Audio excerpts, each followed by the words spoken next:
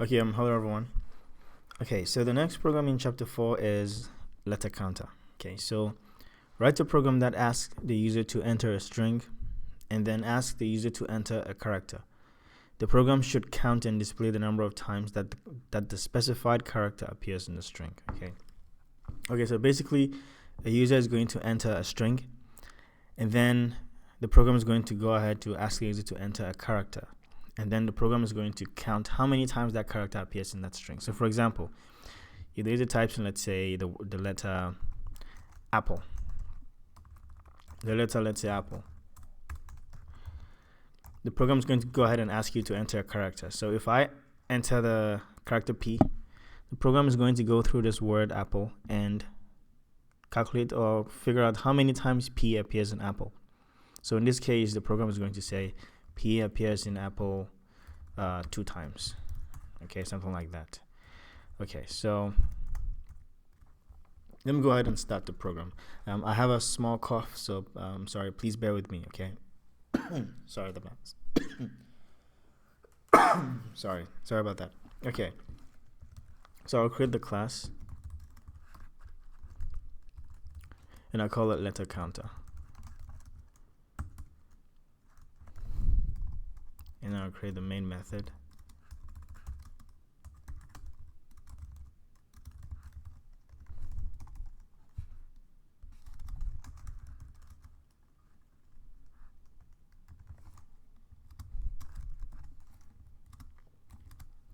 Okay, so since we're going to be accepting input from the user, I'm going to use one of Java's features for accepting user input.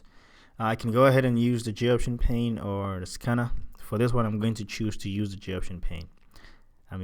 I just chose to use it. I can use the scanner, but I'm just going to choose to use the J-option pane because I think the past programs I use the scanner, so I'm just going to mix it around. Okay, so in order to use the J-option pane, I need to import it in this program. I need to give this program access to it, import it so that this program can have access to the J-option pane class. So I do that with an import statement, and you import java x.swing.J-option pane. Okay, so with the J-option pane, you don't have to create an object unlike the scanner class. You just use it. You don't have to create an object. All right, so the program says the question says write a program that asks the user to enter a string.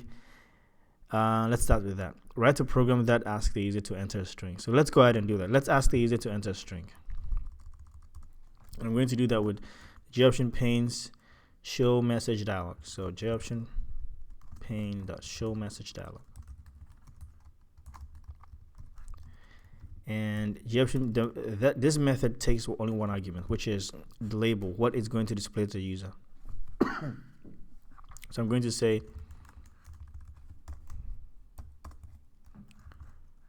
please enter a string. Okay. All right, so once the user types in a string, we need a place to start. So I'm going to come up here and declare a variable. That's basically going to take input from this method, and then we can do something with it later. So I'm going to come up here and declare a variable. I'm going to call it. It's going to be a string. I'm going to call it. Okay, so string. I'm going to call it user input input string. Okay, so over here, user input string is going to hold whatever the user types. So now I have, by the time the program gets to this line, I will have whatever the user typed. Sorry about my cough. Okay, it's almost gone. Just a couple more days and I'll be fine. Okay. All right. So user input string is going to hold what the user is going to type. So now the program goes ahead to say, and then ask the user to enter a character. So let's go ahead and do that too. Let's go ahead and ask the user to enter a character. So again, we're going to use the J-option pane.show message dialog. I'm going to go ahead and paste this here like this. So J-option pane.show message dialog. Please enter a character to count in. The good thing is we know what the user type for the string, the input string. right? What I want to do here, before anything else, let me go ahead and create another string, and I'm going to call it user sentence. The reason why I'm doing this is because I want to use user input string. I want to use user input string to store whatever the user types. Okay, it doesn't matter, whatever the user types. Now, anytime something is returned from this show message dialog method, it's a string. This show message dialog method always returns a string. Even if the user types in a number here, it's returning it as a string. So later on, we can do some conversions on this variable or on the value in this variable, and then change it to whatever data type we want. In this case, it's a string, and we need a string, so we don't have a problem. If it was a number, then we would have to convert that string to a number to use it. But now we need a string, and the user is going to type in a string. So we'll have a string stored in user input string. But like I said, I want to use the variable user input string to just take the output first from the user, and then later on we can convert it and store the result in the proper variable. So an example. The reason why I'm creating this user sentence is because I just want to transfer the value, okay, from user input string to user sentence. So I can hold it in user sentence. I don't necessarily have to do this. You can basically use the value in user input string because it's also a string. But I just want to do it this way and keep it organized, because I'm going to use the value in user input string over here. I'm going to use a user input string variable here too, and overrides the value. And I don't want to lose what the user typed in originally for please enter a string. Okay. All right. So I'm just going to transfer or store the value in user input string in the new variable user sentence, which I declared up here. So now I'll have the user sentence stored in user sentence here. User sentence is basically what the user is going to type. It could be a word, it could be a sentence, but I just named the variable user sentence. So you can name it something that matches what the user is going to type. As long as it's reasonable to you, that's fine. Okay, so the next thing I'm going to do is I'm going to ask the user to enter a character. Okay, now the character, I'm going to store it in a character variable. So when the user sees please enter a character, he or she is going to enter a character. So once the user does that, I need a place to store that too. But first, I'm going to use user input string to get the output from the output, whatever the user types. Okay, now the user can type, because I'm using a string, the user can type a word. The user can type, let's say, well, not necessarily because I'm using a string. I'm just saying when you ask the user please enter a character, the user can ignore it or make a mistake and type a word. But we need a place to only store or retrieve a character out from this and store it in the proper variable. I'm going to go up here and declare a variable. It's going to be a char variable. I'm going to call it user character. User character is going to store whatever the user types. But the thing is, remember, whatever the user types, it's restored as it's returned as a string. But this is a character variable. It can only store characters. On top of that, the user can type in a word. We only need to store one character in here. So that means we need to do some conversion. We need to go ahead and convert what the user typed over here as a string over here into a character. So what I'm going to do is I'm going to call the user. I'm going to use a user input string variable, and then call this method char at. What this means is this: I'm saying find me the character at position 0 of user input string and then store it here. Okay, so if the user, let's say, types apple, okay, all I'm saying is find me the character at position 0. Okay, now a word, okay, each letter, okay, has an index, has a position. Okay, it's the proper word is index. Each word has an index, and the first letter in each word has an index of 0. Okay, so it's the index starts counting from 0. So A will have an index of 0, P will have an index of 1, 2, 3, 4. So this 5-letter word apple has a max index of 4, starting from 0, 1, 2, 3, 4. although there are 1, 2, 3, 4, 5 letters. Okay, index starts from 0.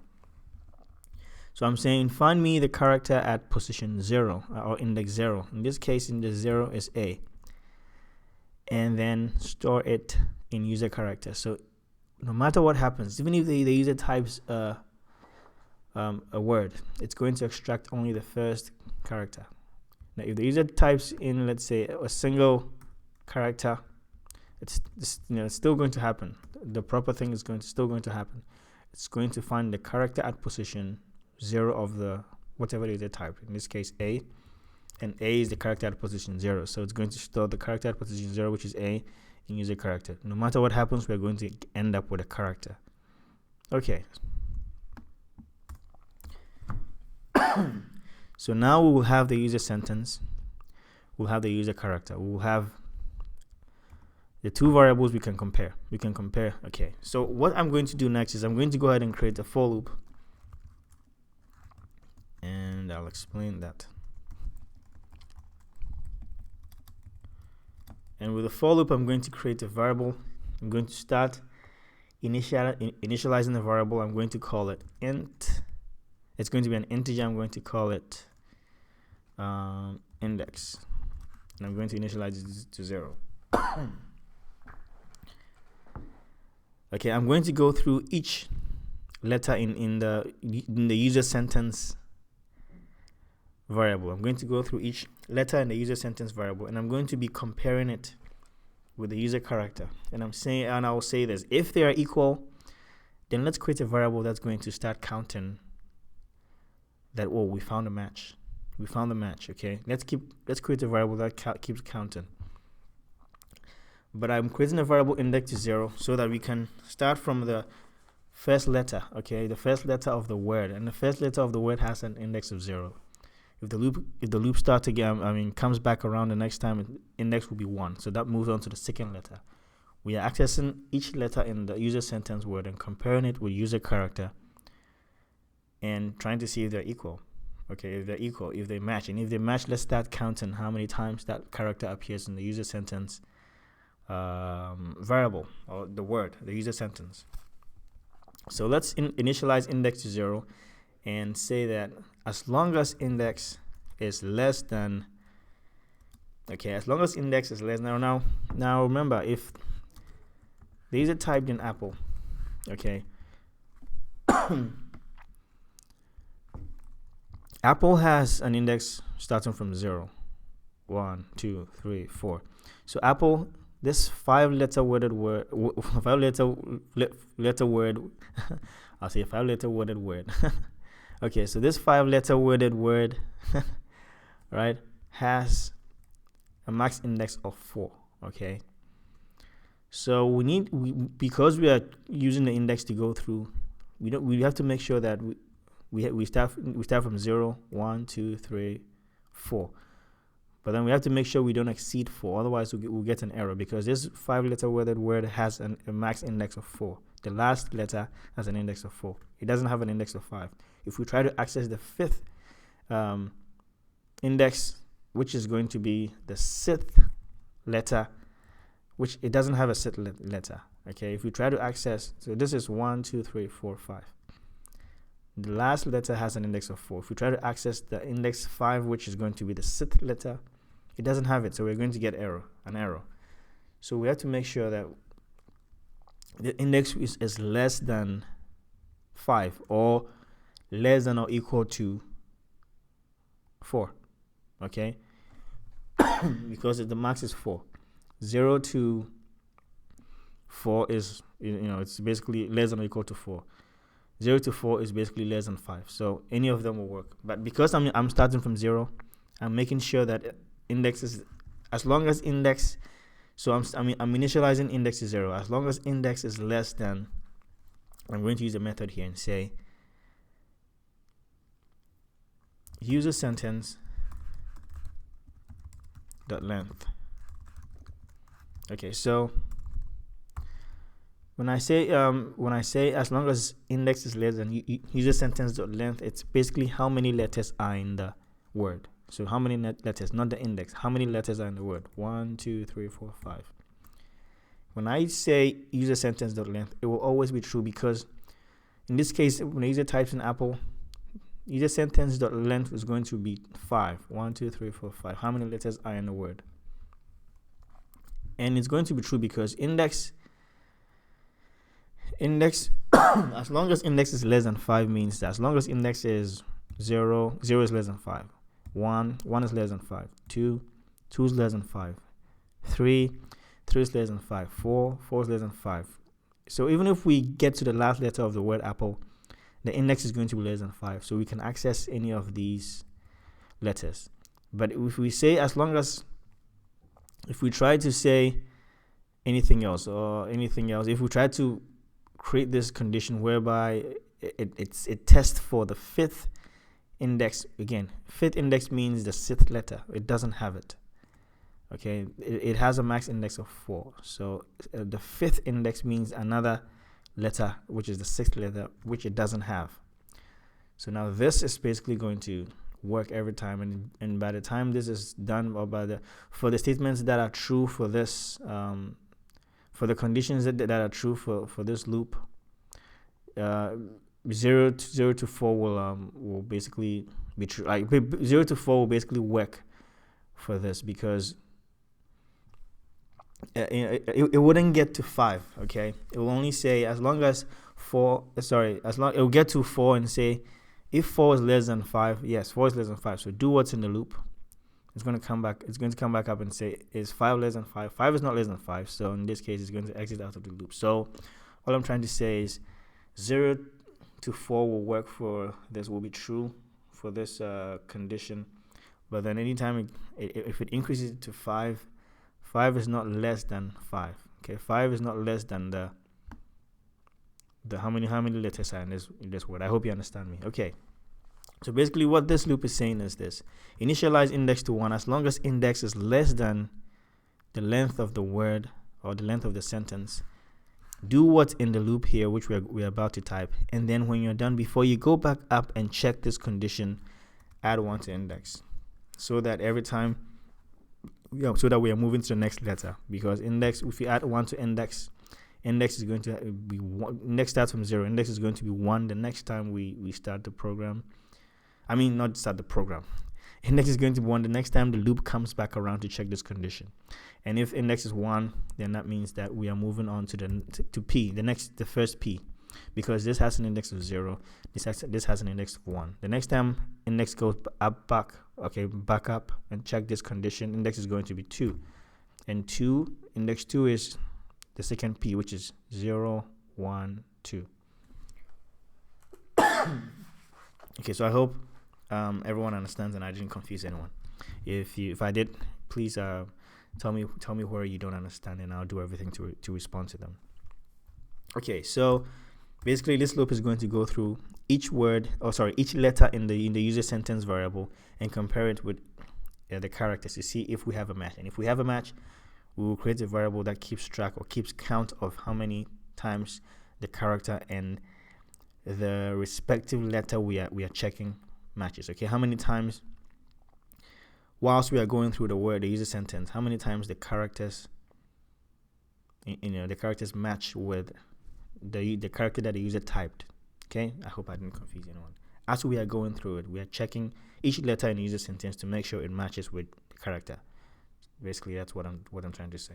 Okay, so for every time you are checking, as we are checking through the letters, this is what we want to do before we move on to the next letter. When you get to the first letter of the user sentence and you're comparing it with the user character, this is what we want the program to do. I'm going to go ahead and create an if statement and say this. I'm going to say if user sentence dot char at dot char at. Now it's basically what we did here. Okay, so I'm trying to access the character at a position that I'm about to type. Okay, now since we are starting from the first letter of the character, again the first letter, if the user typed in apple, the first letter has an index of 0, and then it will have an index of 1, and then 2, 3, 4. Okay, Now, because we are initializing this index to 0, we can go ahead and put this variable index here. Index will first hold of a value of 0. It will be 1 will be added to it when it goes back up, before it goes back up and check again, and then index will be 1. And then 1 will be added to it before it goes up back again. Index will be 2. So basically, we can use index. Index is what's being incremented, and we are using the variable index to basically access the character at at that position. It's going to be the next character and the next character and the next character, and we are comparing it with the user character. And this is how we do it. So we are saying, if index is 0 for the first time, you're saying fetch the character at position 0, which is the first character in user sentence. If that character is equal to what the character that the user type, which is user character, then that means we have a match. Then that means that means that character that the user type has appeared one time in that word or sentence. So let's start counting. So to do that, I'm going to go ahead and create another variable up here, and since we are counting, I'm going to create an integer variable, and I'm going to call it I'm going to call it character count. That makes sense. Okay, I'm going to call it character count, and then if this is the case, if they match, then I'm going to. But before we start counting, we don't have anything, so let's initialize it to 0. Before we count anything, we have 0. We haven't counted anything yet, so we have 0. We now have to count, and then start from 1, 2. But before we count, we have 0. So if we find a match, go ahead and add 1 to character. So character is equal to character plus 1. What's going to happen is first character is 0, so this is going to be 0 plus 1. 0 plus 1 is 1, and then whole result 1 is going to be stored in character. Now character is going to be 1. Sorry, not character. Character count. Now character count is going to be 1. Sorry about my cough. So every time we find a match, add 1 to character count. I made the character 2. So every time we find a match, add 1 to character count. Now this statement can also be written as this: plus equals 1. What this means is this: what I'm adding to character count is 1. Okay, so what I'm adding to character count, which is 0, is 1. Okay, so I'm adding 1 to character count, or you can stick with this if you want. It's the same thing. Okay, so once this is done, we'll have how many times that character appears in that sentence. Okay, so all we have to do is we just have to display it. So since we are using the JOption pane, I'm going to use the JOption pane's show message dialog. So JOption pane dot show message dialog.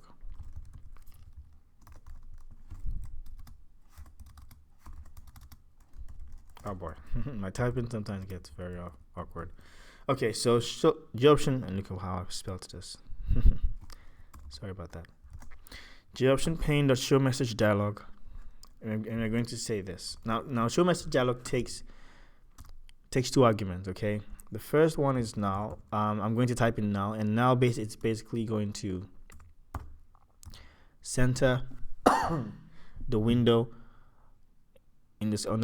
center the window on the screen. So it's going to basically center that window on the screen. And the second argument is basically what you want to display on that window. So this is what we want to display. I'm going to say this: user character. Okay, I'm just going to go ahead and say user character. I'm going to concatenate it to a string and say user character appears. Now we have the count. We have the count in the variable.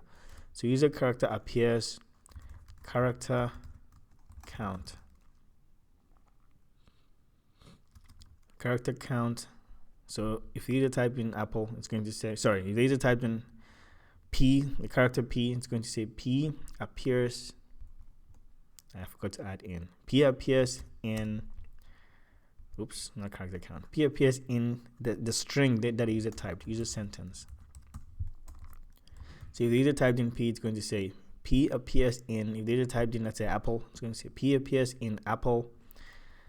And then now I can go ahead and put a space, and I can concatenate it with how many times, which is character count.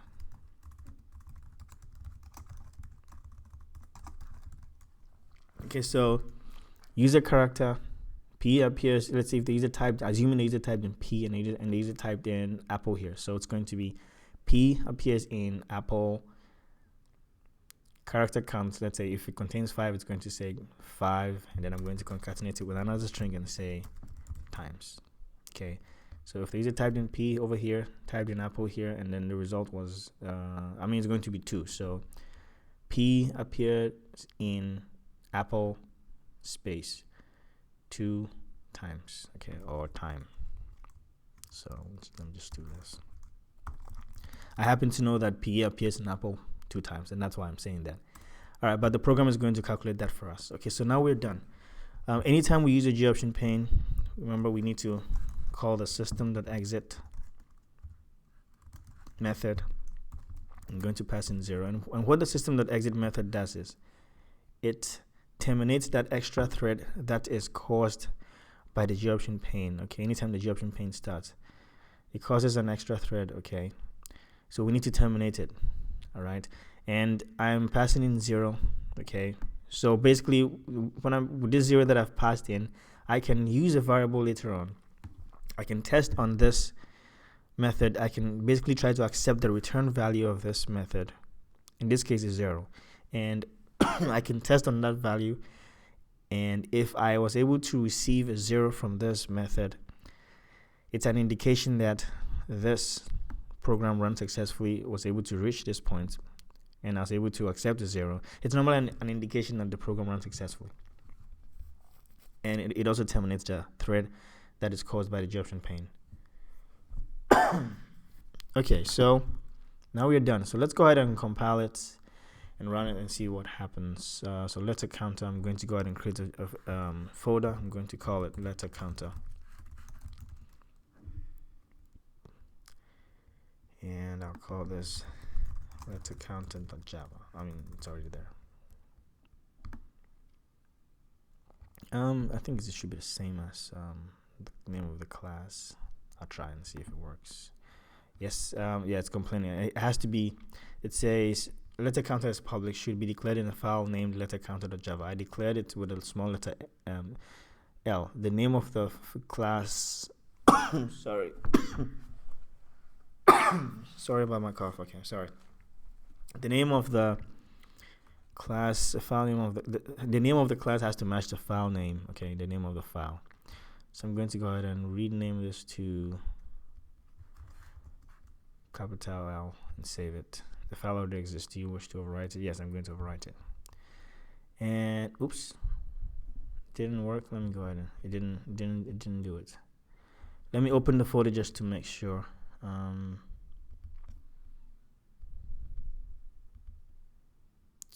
Letter counter. Okay, we have only one. I'll just save as, and I'll delete the other one.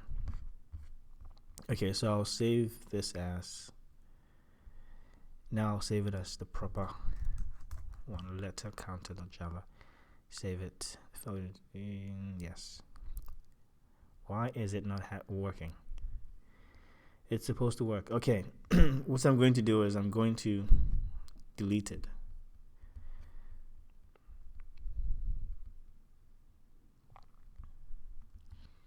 I'm going to delete everything. And let's see what it says now. But I'll first save as. Now it shouldn't tell me the file exists. Let's counter.java. Okay. Compile it, and we have a different error. But let me see. Hold on. Just check to see.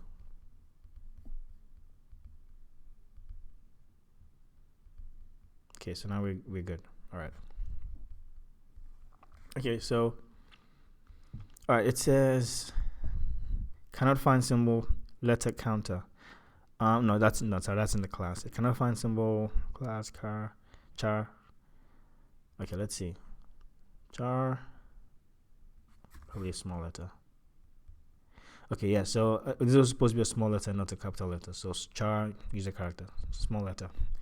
All right, we have another error. It says cannot find symbol method show message dialog. I think I spelled it wrong somewhere. Join okay, so now this is supposed to be, this is not displaying a message, so we can't use the show message dialog because it's accepting input. Okay, I meant to use show input dialog, not show message dialog. I'm sure some people or well, maybe all of you saw it, but I didn't. I was just coding without even looking. But I meant to actually type show input dialog, so it's good that these things are there so they can catch some of these errors. So show input dialog is what you use to accept input, and then show message dialog here is what you use to show stuff on the screen. So I'm going to compile this, and we have the same thing. Remember, I copied and pasted. So all right, so because this was also accepting input, so that's what happens. So I'm going to compile it, and then now it works. So I'll run it, and I'm going to type in Apple. Apple is what we use for this example. So Apple, we know P appears in Apple twice. So first, let's type the word Apple, and then please enter a character to count. So I'm going to type in P, and it says P appears in Apple 2 times, and that's true because that's true. P appears in Apple 2 times. Let's try another word. Let's try envelope. The envelope has 3 E's, so let's try E to count. And it says E appears in envelope 3 times. Let's try something that doesn't appear in the word. Let's try my name, Kakra. All right, my name, Kakra. All right, and I'm going to type in Y to see if Y appears in my name. So Y, and it says Y appears in Kakra 0 times, and that's true. So that program is working. Let's make a look. Let me just format this well. So user character, I want to surround it with double quotes, so just so it looks good. So I'm going to first start a double quotation. Okay, and in the double quotation, I'm going to put another double quotation, but I don't want the program to. I don't want the interpreter to get it confused. I don't want it to think I'm opening a quotation and I'm closing it here. What I really want to do is, this is the opening quotation, this is the closing quotation. I want to just, in between them, I want to display the middle quotation. But right now, the way it looks, it's going to just see this as an opening quotation and closing quotation, and it wouldn't know what really, it's going to get confused. So I'm going to tell it to escape this, ignore this one. Ignore this one. Don't treat it as me trying to close the string. Okay, don't say this is the opening and this is the closing.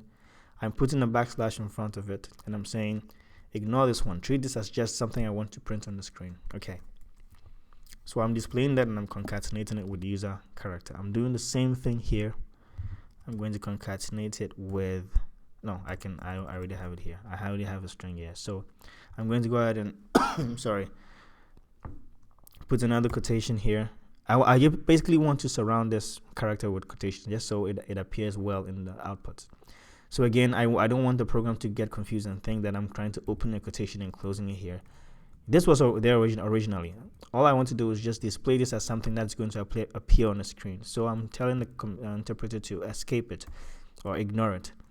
Just treat it as something that is going to display instead of something that really is going to affect the program in terms of this output. Just treat it as a regular string, and then use this quotation as what it was doing before.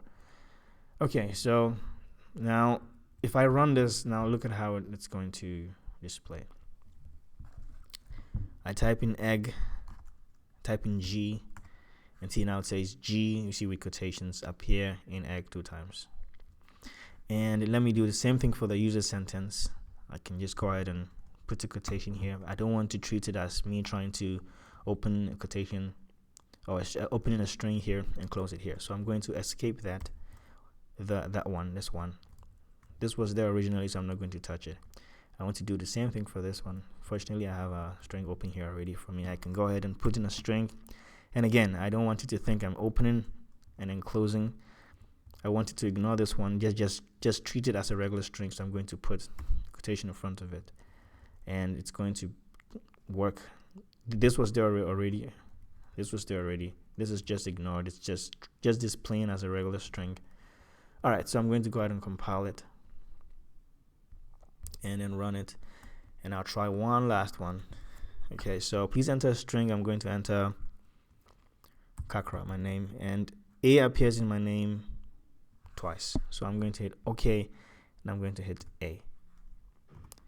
And see, now it says A appears in Kakra 2 times. The reason why I put quotations around this is I said I was done testing it, but this is one last time. Okay, I wanted it to be a bit organized. So if I say I type in a string, the chicken is let me do something different. I'll say Java is fun, right? Java is fun has 2 A's. So I hit OK and I type A. See, it's if I didn't put the quotations, we would be confused, where the string appears, but I mean, we can see it, but I just wanted this to look organized. So A appears in Java is fun 2 times. So we can put a whole sentence so we can know which sentence we are looking in. All right, so the program works. And if you have any questions, please comment down below, and I'll do everything to respond to them. And thank you very much for watching. Take care of yourselves, and I'll see you next time with the next program. All right, bye-bye.